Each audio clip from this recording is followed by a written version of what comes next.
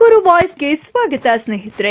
Subscribe ಆಗಿಲ್ಲ ಅಂದ್ರೆ ಈಗಲೇ ಈ ಕೆಳಗೆ ಕಾಣುವ ಸಬ್ಸ್ಕ್ರೈಬ್ ಬಟನ್ಗೆ ಈಗಲೇ ಕ್ಲಿಕ್ ಮಾಡಿ. ನಾವು ಮಾಡುವ ವಿಡಿಯೋಗಳ ನೋಟಿಫಿಕೇಶನ್ಗಾಗಿ ಬೆಲ್ ಐಕಾನ್ ಅನ್ನು ಪ್ರೆಸ್ ಮಾಡೋದನ್ನ ಮರಿಬೇಡಿ. ರೈತ ಇವತ್ತು ಬಹಳಷ್ಟು ಸಂಕಷ್ಟದಲ್ಲಿ ಇದ್ದಾನೆ.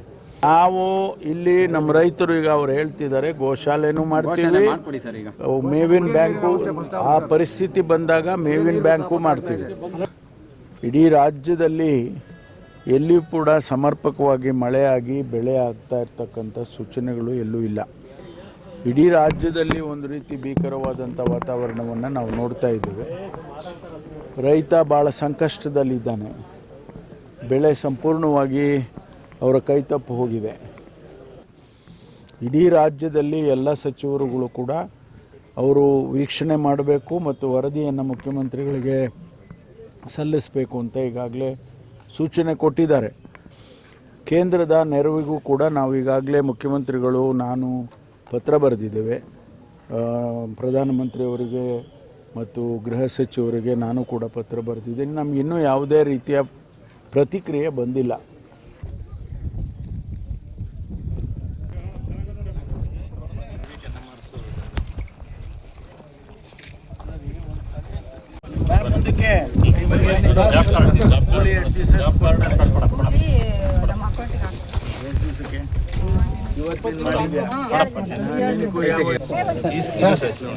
ಇವ್ರಿಗೆ ಮುಂದೆ ಬರ್ರಮ್ಮ, ಮುಂದೆ ಬರ್ರಿ, ಬರ್ರಿ ಮುಂದೆ.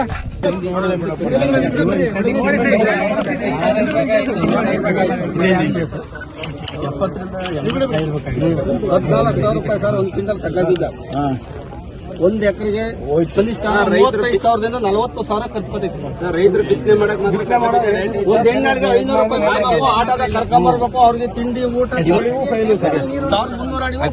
ಆಮೇಲೆ ಇವತ್ತು ಬರೋದ್ರೆ ಸರ್ 4 ದಿನ ಓಡ್ತವೆ, 5 ದಿನದಿಂದ ದಿಟ್ಟಿದಂಗೆ ನಿಂತು.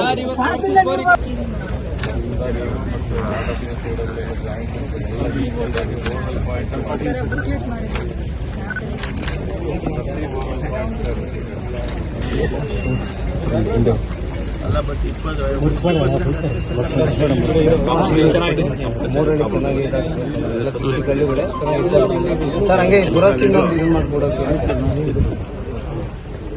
ಮಾಡ್ರಿ, ಎಲ್ಲ ಚೆನ್ನಾಗಿ ಈಗ ಟ್ರೆಜರಿ ಮೂಲಕ ಪೇಮೆಂಟ್ ಮಾಡೋ ಥರನೇ ಮಾಡಿದ್ದಾರೆ. ಇಲ್ಲ ಮೇಡಮ್, ಸರ್ 7 ದಿವಸ ಎನ್ ಅವರ್ ತೆಗಿತಾರೆ ಸರ್. 7 ದಿವಸ ಸಂಜೆ, ಆಮೇಲೆ 8 ದಿವಸ ಬೆಳಗ್ಗೆ ಎನ್ ಅವರ್ ಫಿಲ್ ಮಾಡಿ 1 ವೀಕ್ ವಿಂಡೋ 2 ಡೇಸಲ್ಲಿ ಮಾಡಿದ ತಕ್ಷಣ ಕೇಟಿಗೆ ಹಾಕ್ತಾರೆ ಸರ್. ವಿತಿನ್ 15 ಡೇಸ್ ಅವ್ರ ಅಕೌಂಟ್. ನೀವು ವಾರ 15 ದಿವಸ ತಗೊಂಡ್ರೆ ಒಂದು ಕೂಲಿ 7 ದಿವಸ ಬೈಕಲ್ಲಿ 7 ದಿನ ಇರುತ್ತೆ ಸರ್. ಅದರಲ್ಲಿ ನಮ್ಮ ಜಿಲ್ಲೆಯಲ್ಲಿ ವಿಶೇಷವಾಗಿ ನಮ್ಮ ಜಿಲ್ಲೆಯಲ್ಲಿ ಎಲ್ಲ ತಾಲೂಕುಗಳಲ್ಲಿ ಇಂಥ ತಾಲೂಕು ಚೆನ್ನಾಗಿದೆ ಅಂತ ಹೇಳೋಕ್ಕೆ ಬರೋದಿಲ್ಲ. 10 ತಾಲೂಕಿನಲ್ಲೂ ಕೂಡ ಇವತ್ತು ಬರವನ್ನು ನಾವು ನೋಡ್ತಾ ಇದ್ದೇವೆ. ಅದರಿಂದ ಈ ಅಧ್ಯಯನ ಮಾಡಿ ವರದಿಯನ್ನು ಸಲ್ಲಿಸಬೇಕು ಅಂತೇಳಿ ನಾನು ಇವತ್ತು ನಮ್ಮ ಎಲ್ಲ ತಾಲೂಕುಗಳು, ಇವತ್ತು ಮಧುಗಿರಿ ಸಬ್ ಡಿವಿಷನ್ನಲ್ಲಿ ಶಿರಾ, ಪಾವಗಡ, ಮಧುಗಿರಿ, ಕೊರಟಗೆರೆ 4 ತಾಲೂಕುಗಳನ್ನು ಭೇಟಿ ಮಾಡ್ತಾನೆ.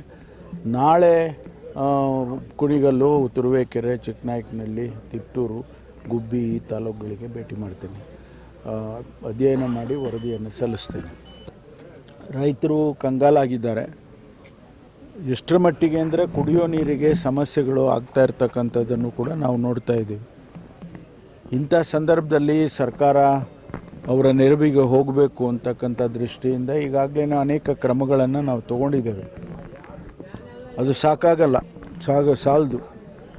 ಆದರೂ ಕೂಡ ಸರ್ಕಾರ ತಕ್ಷಣ ಏನೊಂದು ರೆಸ್ಪಾನ್ಸ್ ಮಾಡಬೇಕು ಅಂತ ಹೇಳಿ ಈಗಾಗಲೇ ಕುಡಿಯೋ ನೀರಿಗೆ ಪ್ರತಿ ಜಿಲ್ಲೆಗೆ 5 ಕೋಟಿ ರೂಪಾಯಿ ಕೊಟ್ಟಿದ್ದೇವೆ. ಪ್ರತಿ ಕ್ಷೇತ್ರಕ್ಕೆ 1 ಕೋಟಿ ರೂಪಾಯಿ ಕೊಟ್ಟಿದ್ದೇವೆ. ಈಗ ತಾನೇ ನಮ್ಮ ಅನೇಕ ಜನ ರೈತರು ಹೇಳಿದರು, ನಮಗೆ ಇನ್ಶೂರೆನ್ಸ್ದು ಹಣ ಬಂದಿಲ್ಲ ಅಂತೇಳಿ.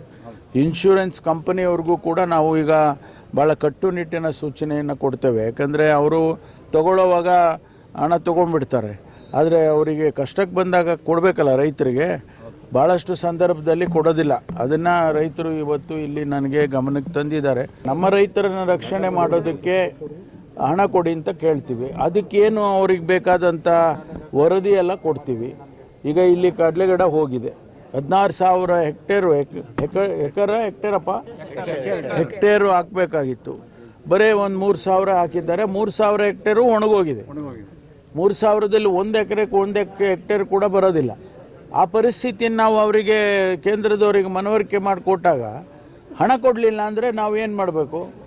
ನಾವು ಪ್ರತಿಭಟನೆನೂ ಮಾಡಬೇಕು, ಕೋರ್ಟಿಗೂ ಹೋಗಬೇಕು, ಎಲ್ಲ ಮಾಡಬೇಕಾಗ್ತದೆ.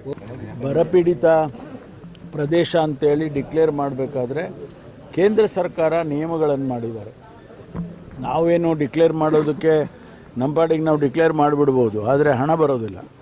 ಆದ್ದರಿಂದ ಕೇಂದ್ರ ಸರ್ಕಾರದ ನಿಯಮದ ಪ್ರಕಾರನೇ ನಾವು ಡಿಕ್ಲೇರ್ ಮಾಡಬೇಕಾಗತ್ತೆ. ಅದಿನ್ನೂ 1-2 ದಿವಸ ಸಮಯ ಹಿಡಿಯುತ್ತೆ. ಆ ವಾತಾವರಣ ಸೃಷ್ಟಿ ಆದಮೇಲೆ ಅದನ್ನು ಡಿಕ್ಲೇರ್ ಮಾಡ್ತೇವೆ.